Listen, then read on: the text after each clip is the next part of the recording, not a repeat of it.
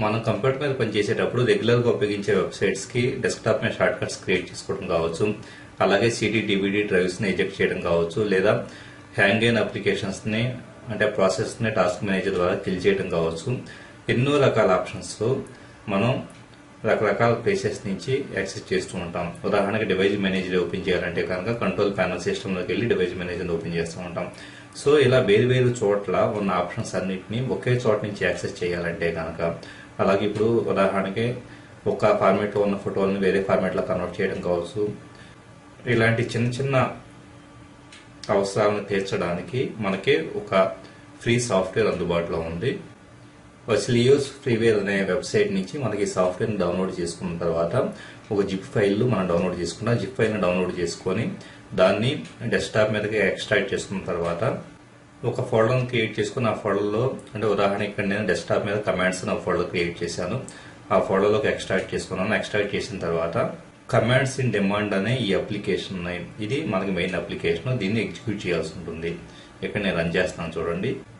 Commands in demand అనే programme ని మనం రన్ చేసిన తర్వాత ఎన్నో ఆప్షన్స్ తో కూడిన విండో ఎలాగ మనకి స్క్రీన్ మీద వచ్చింది. ఇందులో అప్లికేషన్ ఎర్రర్స్ అనే సెక్షన్ లోకి వెళ్తే కనుక కిల్ ఏ నాన్ రెస్పాండింగ్ అప్లికేషన్ అనే దాన్ని క్లిక్ చేస్తే కనుక ఏదైనా అప్లికేషన్ రెస్పాండ్ అవ్వకపోతే అది కిల్ చేయబడుతుంది.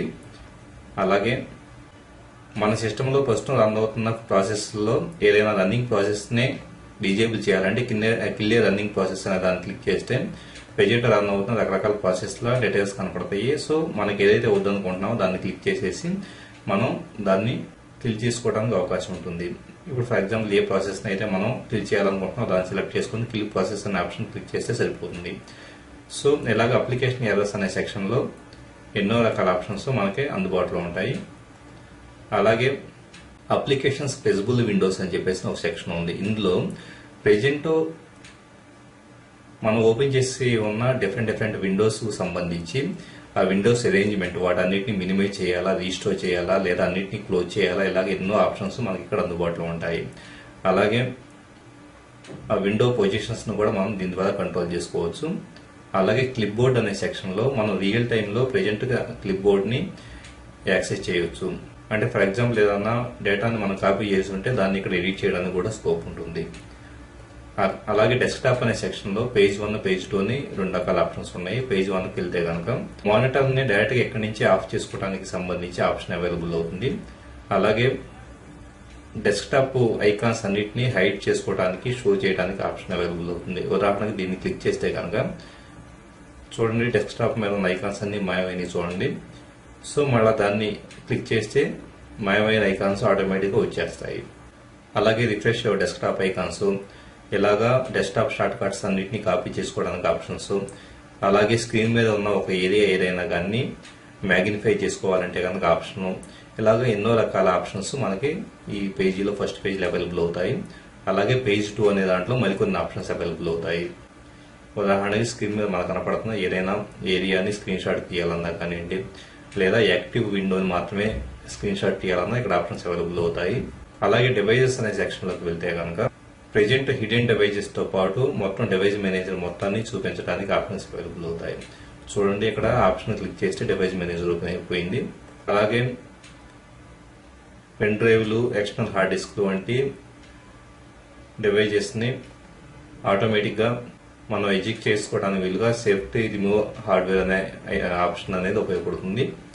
అలాగే డిఫాల్ట్ సిడి డివిడి డ్రైవ్ ని ఓపెన్ చేయడానికి, అలాగే క్లోజ్ చేయడానికి, ఓపెన్ చేయకుంటే క్లోజ్ చేయడానికి ఇది ఉపయోగపడుతుంది.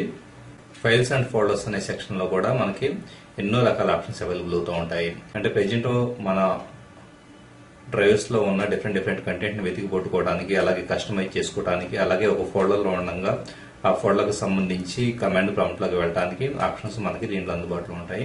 అలాగే గ్రాఫిక్స్ అనే సెక్షన్ లోకి వెళ్తే కనుక ఒక ఫార్మేట్ లో ఉన్న ఇమేజెస్ ని మరో ఫార్మేట్ లో కన్వర్ట్ చేసుకోవడానికి సంబంధించి convert images of known formats అనే ఆప్షన్ ద్వారా బిఎంపి, పిఎన్జి, టిఫ్, జేపెగ్, జిఫ్ వంటి డిఫరెంట్ ఫార్మాట్స్ లో ఉన్న ఫోటోల్ని ఒక ఫార్మాట్ నుంచి మరొక ఫార్మాట్ లోకి కన్వర్ట్ చేసుకోవచ్చు. ఇక్కడ సెలెక్ట్ సోర్స్ ఇమేజ్ ద్వారా మనం సోర్స్ ఇమేజ్ ని సెలెక్ట్ చేసుకొని కన్వర్ట్ చేసుకోవచ్చు. అలాగే ఇమేజెస్ తో పాటు ఉండే ఎగ్జిట్ డేటా అంటే మెటా డేటా, ఎక్కడ తీయబడి కెమెరా మోడల్ నెంబర్ ఇలాంటి వీటన్నిటికి సంబంధించి ఇన్ఫర్మేషన్ కూడా మనం దీని ద్వారా చూడొచ్చు. అలాగే ఐకాన్స్ కు సంబంధించి డిఫరెంట్ డిఎల్ఎల్ ఫైల్స్, ఎక్సీ ఫైల్స్ లో ఉండే ఐకాన్స్ ని వెలికి తీయడం కోసం మనకి ఎక్స్ట్రాక్ట్ ఐకాన్స్ ఫ్రమ్ ఫైల్స్ అనే ఆప్షన్ ఉపయోగపడుతుంది. అలాగే ఇంటర్నెట్ అనే విభాగంలో మనం రెగ్యులర్ గా విజిట్ చేసే వెబ్సైట్స్ కి డెస్క్టాప్ మీద షార్ట్ కట్స్ క్రియేట్ చేసుకోవచ్చు. ఉదాహరణకి create a short cut to అనే యూఆర్ఎల్ అడ్రస్ దాన్ని క్లిక్ చేసి computererror.co.in నా వెబ్సైట్ కి షార్ట్ కట్ ని నేను క్రియేట్ చేస్తున్నాను.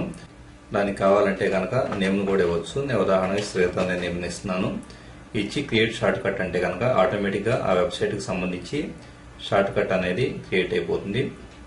డెస్క్టాప్ మీద షార్ట్ కట్ క్రియేట్ చేయాలి కాబట్టి డెస్క్టాప్ ని సెలెక్ట్ చేసుకుని క్రియేట్ షార్ట్ కట్ అంటే చూడండి, ఇక్కడ శ్రీత అనే షార్ట్ కట్ క్రియేట్ అయింది. సింపుల్ గా మనం దాన్ని క్లిక్ చేసామంటే కనుక computer.co.in సైట్ ఓపెన్ అయిపోతుంది. అలాగే సెర్చ్ క్వెరీ విత్ 2 ఇంజిన్స్ అనే ఆప్షన్ ద్వారా ఒక కీవర్డ్ ని టైప్ చేసి మనం డిఫరెంట్ సెర్చ్ ఇంజిన్స్ లో రిజల్ట్స్ ని కంపేర్ చేసుకోవడానికి ఆప్షన్స్ అవైలబుల్ అవుతూ ఉంటాయి. అలాగే గూగుల్ మ్యాప్స్ ద్వారా డిఫరెంట్ ప్లేసెస్ ని వెతికి పట్టుకోవడానికి, ఇలాగ మెయిల్ మెసేజ్ పంపించుకోవడానికి, ఆన్లైన్ ట్రాన్స్లేషన్ కోసం ఎన్నో రకాల ఆప్షన్స్ మనకు దీంట్లో అవైలబుల్ అవుతూ ఉంటాయి. ఇలా రెగ్యులర్ గా డే టు డే మనం వాడే ఎన్నో రకాల ఆప్షన్స్ ని ఒకే చోట నుంచి యాక్సెస్ చేసుకోవడానికి ఈ కమాండ్స్ ఇన్ డిమాండ్ అనే ప్రోగ్రాము బాగా యూస్ఫుల్ గా ఉంటుంది. ఇది ఫ్రీ సాఫ్ట్వేర్ కాబట్టి దీన్ని ఎవరైనా వాడచ్చు. Thank you for watching this video. ఈ వీడియో మీకు నచ్చితే కనుక మీ ఫ్రెండ్స్ కూడా షేర్ చేయగలరు.